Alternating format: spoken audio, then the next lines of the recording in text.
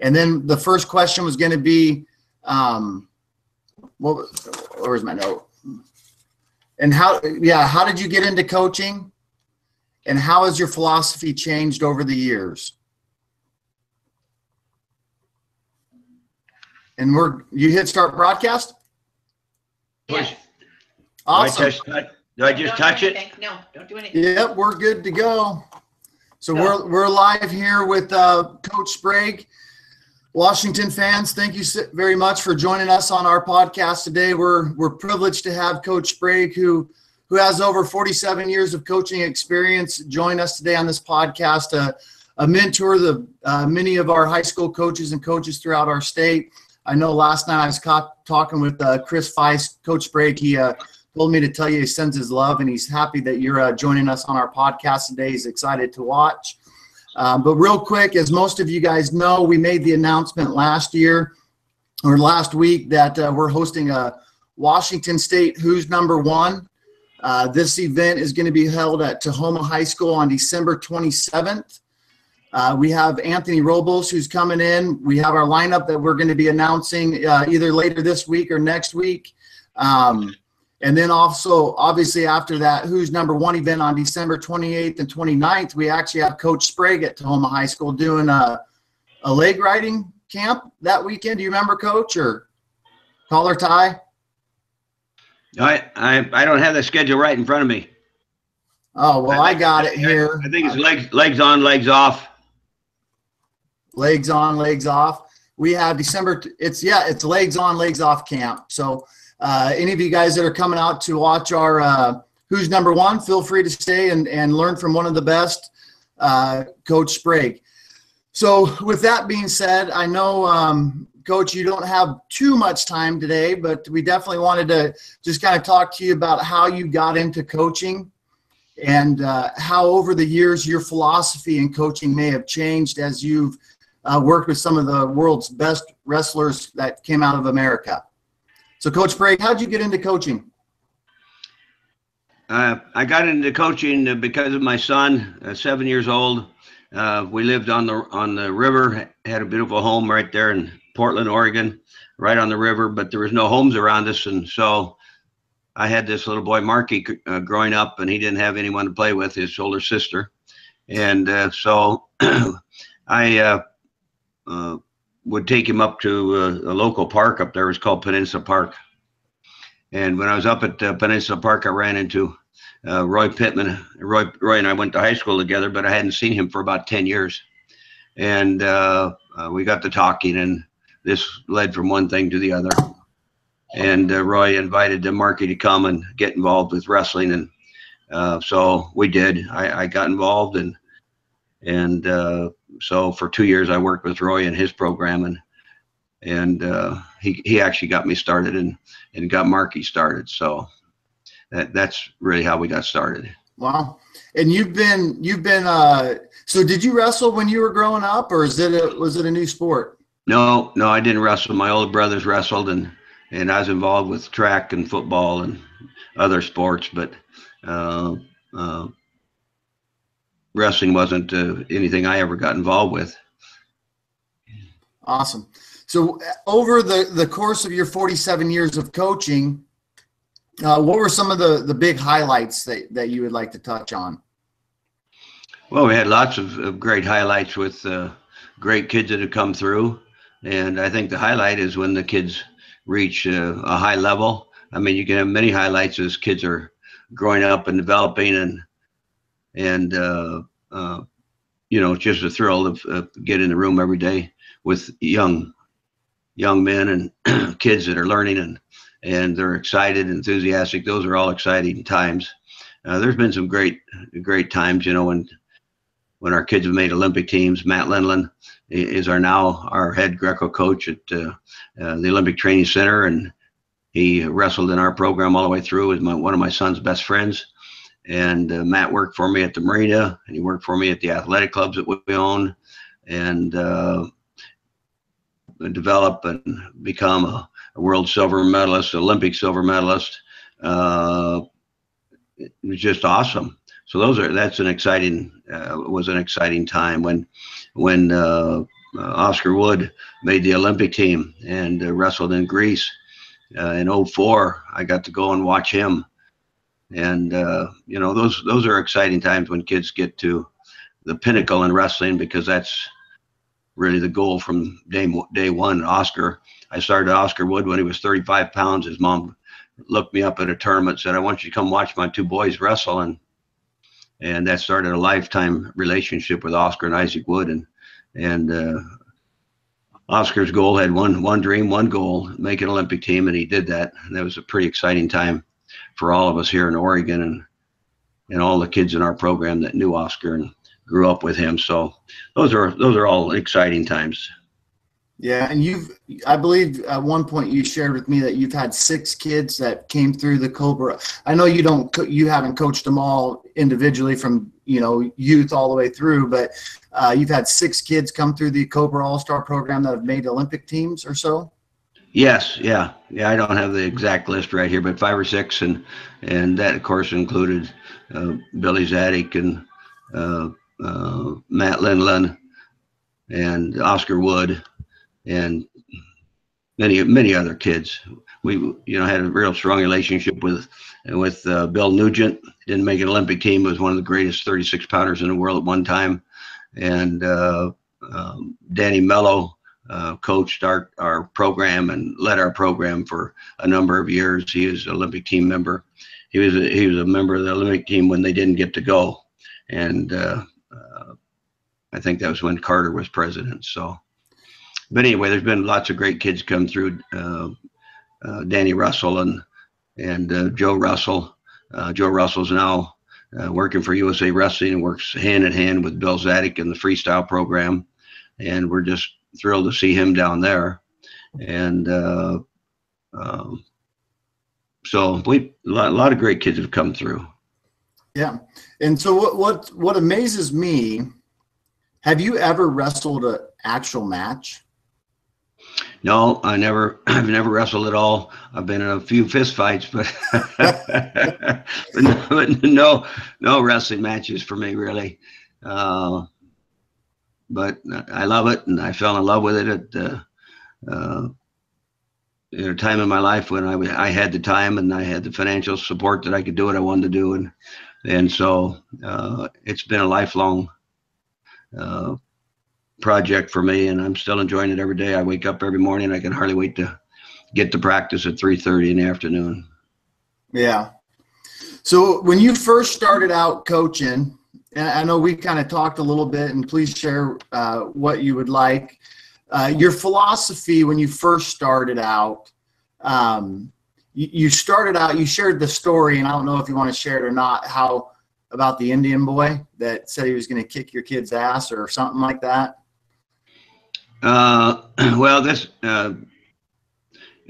took place one afternoon at Peninsula Park, where Roy had his program, and he had so many great kids come out of his program, and he still does, and he's still actively very, very active in wrestling, and so for so many years, the U.S. Oregon wrestlers and the Peninsula Park kids were kind of on each side on the side of the mats at opposite ends. And so I think a lot of people felt that Roy and I didn't get along very good because we were yelling and screaming at each other all the time at tournaments.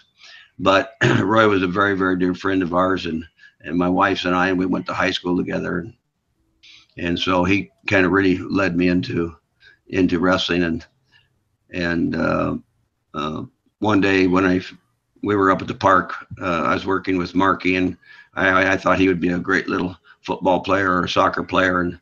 And I met Roy in the hallway there, and he encouraged me to come down and watch a group of his kids wrestle. And so we went down to the gym there, and there's about 60 people in the gym there, and they were just doing a wrestling practice. And I'd never seen anything really quite like that in my life. And I crowded up to the front where I could see real good, and being a type A type of personality, I wanted to be right in the front. So I got up front so I could see, and kids were just flying everywhere, and I'd never seen anything like that in my life. That was about the greatest thing I'd ever seen, and see those little guys get after it. And so Roy came over and said, "Why don't you let Marky Marky wrestling, and Marky, I looked down and he had a leg lock on my leg like you wouldn't believe. I mean, he was absolutely petrified and scared stiff, and he was as white as a sheet of paper. And at that very moment, I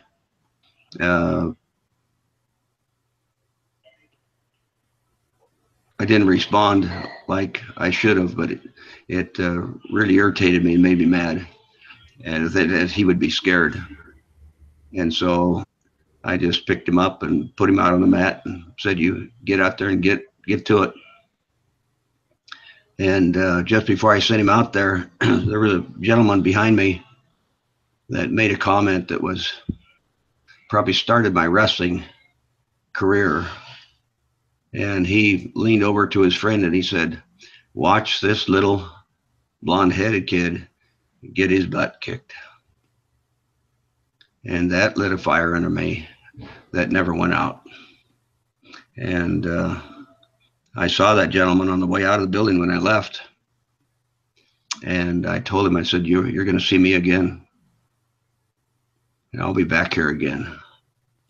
And so that started an early coaching career in my life that's led to 47 years of coaching every single day. And just to make a long story short, that started Mark's training project with an overzealous father and inexperienced dad. And Marky was on the treadmill, and he worked out every day for the next 7 years. He became a 6-time age group world champion. And, the rest is history on that. But, so many times dads are coaching for all the wrong reasons. And Matt Lindell asked me to come out and talk to a group of his guys that he had out at Team Quest, and they were getting ready to graduate from a 3-year course that he had been teaching them in. And he asked me to come and talk to these guys, and he had doctors, dentists, and lawyers, truck drivers, business guys in there. He had about 30 guys in that graduation program.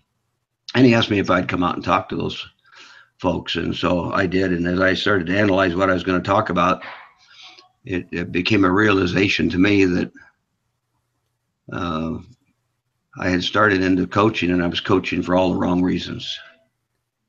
Coaching for all the wrong reasons. That was the title of our talk that I gave out there. So introspect and looking at myself and realizing that, all the time I'd put into wrestling, the early part of my coaching career was really based on coaching for all the wrong reasons.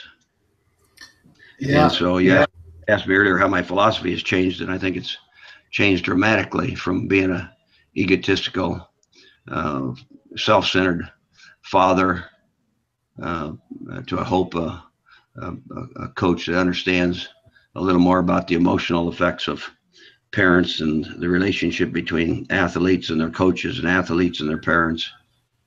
And I think I have a healthy perspective on coaching at this point. Well, Coach Sprague, we have a good audience that watch our podcast. I guess, I love that story. I know yesterday when we spoke for over an hour and kind of talked a little bit about, my child and your family. You're a father of six kids, right? Yes. Awesome. What advice do you have for our parents and our coach dads as they embark in this? We have this last weekend I actually watched one of our dads push his daughter back out onto the mat, and she fell and she was crying and what advice do you have after 47 years of this journey of wrestling and raising your family of 6 and being with your wife Alfie, and what advice can you give to some of our parents and our coach parents and even our coaches in general? Well, I'm not sure that I have I'm the person that should give anyone any advice. I certainly have some feelings about certain aspects of wrestling and raising kids. And my core values are are pretty strong. I feel that we're living in a society today that's pretty soft. And I like what Matt Lindland said about the kids that he was coaching at this last major tournament for USA Greco, and he had a comment. I didn't hear it personally, but I think I read it or and he said we're just not tough. We're just not tough enough. And I think that's really, really true. I think we live in a very soft society today. We live in a society that average is good, mediocrity is okay, and there's no need for excellence.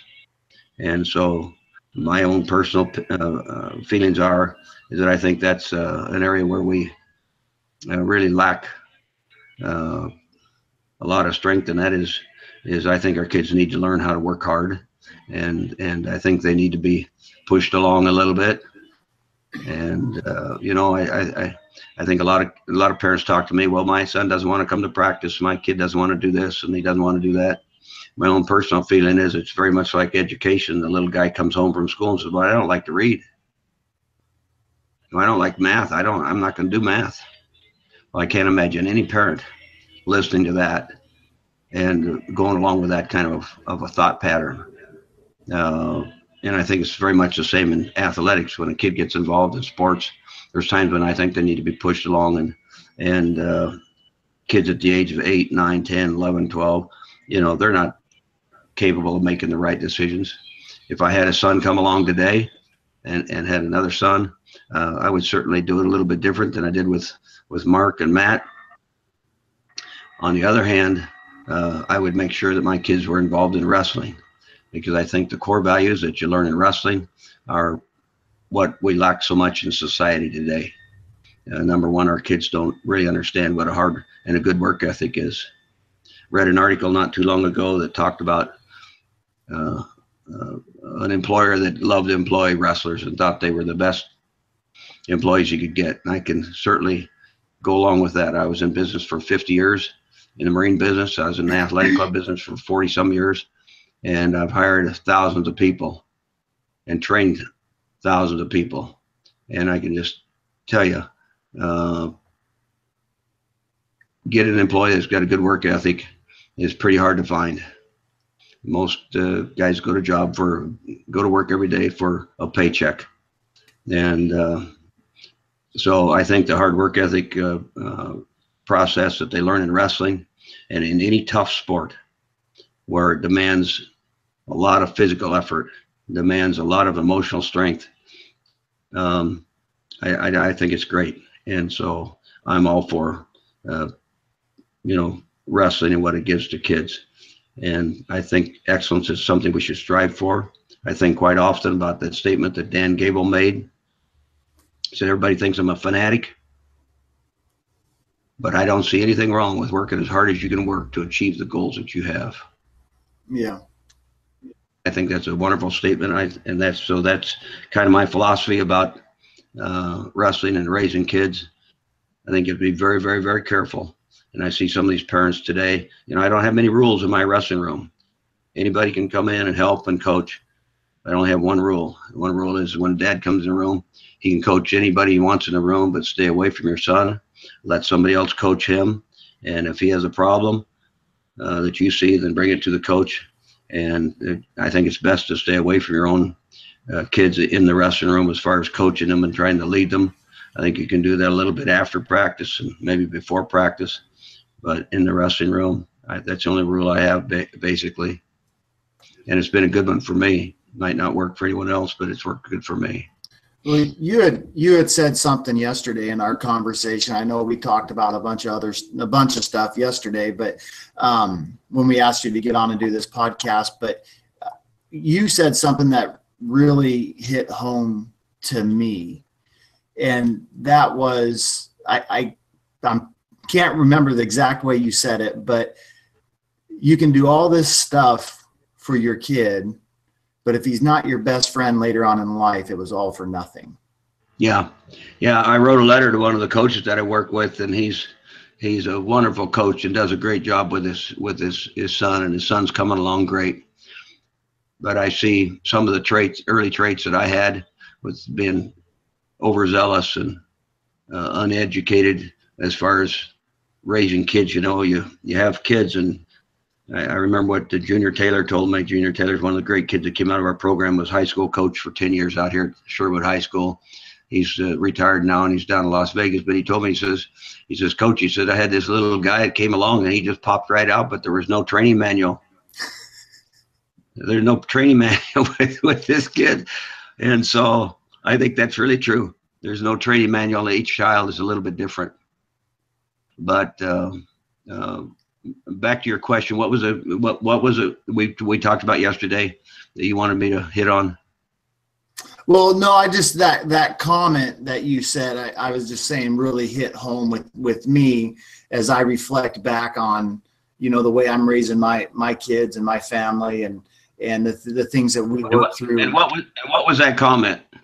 It was about everything you do for your kid, if they don't grow up to become your best friend later in life. Yeah, I wrote this letter to one of the coaches up in Washington, and I'm seeing he's raising his little guy, and he's doing a great job with him. But I told him, I said, you know, we all want our kids to be Olympic champions or make the world team or be at a high level. That's why we're doing what we're doing, partly what we're doing. And I said, you know, you can raise your kid to be as tough as you want him to be. But when it's all said and done, if he walks out of the house and he's not your best friend when he grows up, then it's all for nothing. And I believe that's, you know, very, very strongly. And, you know, we had problems with my oldest son, Marky, not real problems, but, you know, it's hard to raise a child. Even if everything goes right, you have problems, little problems raising kids. There's no manual. And I can honestly say that Mark is one of my best friends today. And I watch him, and I see him work, and I see he's got a work ethic like just about nobody I've ever seen. This kid can work. He knows how to work, and he knows what hard work is, and he demands that of his employees, and so it's I think we accomplished that goal. You know, when I'm talking to parents, I always tell them that little story about the two farmers are sitting out in the farm, and they're looking out over the field of Iowa. Farmer says, you know, so he says something, Bill. He says, I see your kids out here. They've been there since all day long, and it's 6 o'clock at night. Everybody else has left the field, but your kids are still out there working. And he says something, Bill. He says, Bill, you don't have to work your kids that hard to raise a crop. You just don't have to work them that hard. And the other farmer was wisely looked over at him and nudged him a little bit. And he says, hey, he says, I'm going to tell you something. I'm not raising a crop. I'm raising boys. And I think that's a great story about the kids that come in the wrestling room. And that's exactly the way I feel. I'm not teaching them wrestling, but I hope I can teach them some lessons about hard work and perseverance and dedication and the things that I think wrestling coaches stand for. All coaches stand for, but I think in wrestling, we're talking about wrestling, so we'll stay with that. But I think all coaches, baseball, football, all these sports are great for these kids. And I think that's a great philosophy. We're not there to teach them how to be an athlete. We're there to teach them how to become a great dad, a great father, you know, a good citizen in our country. I couldn't agree more, Coach. And you know, I know our time is somewhat limited and coming to a close, but real quick, I personally would like to thank you on behalf of my son, who's gone to a handful of your camps over the last year. You know, it was funny because this last weekend, I shared this with you, this last weekend, we were going to go attend that camp at Meade that you had there. I believe it was a collar tie camp. I was running the Deer Park Invitational with Matt Jorgensen that weekend, and my son came down to the tournament. We were going to bring him over around 10, and he was going to stay with Josh Nywert, and they were going to get him there and everything. And one of his other friends invited him to come stay the night, and he was like, well, I'm going to go stay the night with my friend. I'm going to pass on the camp. And it was Monday or Tuesday, he came up to me, and he's like, Dad, I should have went and hung out with Coach Sprague, because all we did was play video games. So whatever you're doing in those clinics, These kids love you. I think I can speak for most of the coaches that you work with here in Washington when we say we all love you, and we're very appreciative of what you've done for wrestling over the last 47 years. I know, like anything in marriages and sports and everything else, there's ups and downs, and we've all had that emotional roller coaster over the years. But, talking with Coach Feist last night, he just had nothing, but he was actually really surprised you were going to do a podcast with us. He didn't think that you would know how to get on, but I was like, well, he's married to a beautiful, smart lady that can figure it out. And it took us to about 9:09 to figure out how to do it, but we did it. So I know he's excited to watch his podcast and listen to you speak and talk to us. And real quick, I think it's appropriate. December 16th and 17th in Grisham, Coach Sprague is doing a collar tie. December 20th and 21st, we got Granby's and Head and Spins in Kennewick. December 23rd, we got a live scrimmage in Clackamas. But I think more importantly, December 28th and 29th at Tahoma High School, following our Who's Number One event on December 27th, Coach Sprague's going to be there doing that legs off camp. And by the way, actually put you on December 27th. Are you coming up the night before that camp, or are you coming up the morning of? I don't have that schedule in front of me. Normally we at Maple Valley, when I come up with Coach Feist, we do Friday night, Saturday, and a Sunday. I know I have I think it is, or there is a 2-day camp up there that's just from 9 o'clock until 4:30 each day. We're not going to go on a Friday night. If it's in the middle of the week, we're not coming Friday night. We're not coming the night before. On the weekend camps, I go Friday, Saturday, and Sunday. I think this particular camp you're speaking about, I don't have that schedule right in front of me, but I think that's it during the week. Yeah, it is. It's Wednesday, Thursday. Yeah, okay. So it'll be from 9 to 4:30 each day. Well, I'm going to put you on the spot. So if I can pick up your hotel room on that 27th, Jack, you don't have to answer now. We can talk tomorrow or the next day. But December 27th, we're hosting a My House Who's Number One of Washington. We've invited the best wrestlers at each weight division, or the best wrestlers we could get at each weight division. We're pairing them off. We're wrestling them. Anthony Robles is coming in, D1 national champion from Arizona State. He's coming in as a guest coach. Our other guest coach, due to Christmas travel and other arrangements, actually is not able to attend. So I need a coach. Send me the information. We'll see how the date works. I'd love to come. I love to work with the coaches up there. I just tell you that Chris Feist and all the guys in Washington have been so great to work with, and we got a lot of great coaches in Oregon as well. But I think Washington is doing a wonderful job, and it's evident back in Fargo when the kids go back there. And at these dual meet tournaments, I think Washington's really a standout state for our sport. Well, thank you. And it's because of your organization, Justin, and I think you're making a tremendous impact for your state. And so I want to encourage you to just keep it going. Well, thank you. And did you hear Cadet Duels is now here in Spokane this next year, right? Pardon? Cadet Duels, which was formerly in Pennsylvania, is actually being relocated to Spokane now. Yeah, I heard that. That's going to be tremendous. Yeah. So hopefully we can get T. Morgan up here. Yeah. Well, send me the stuff on that date that you maybe need somebody. I'll see what I can do, and okay. I'd love to come up, and I think it's nice that you'd consider having me up there. So that would be great.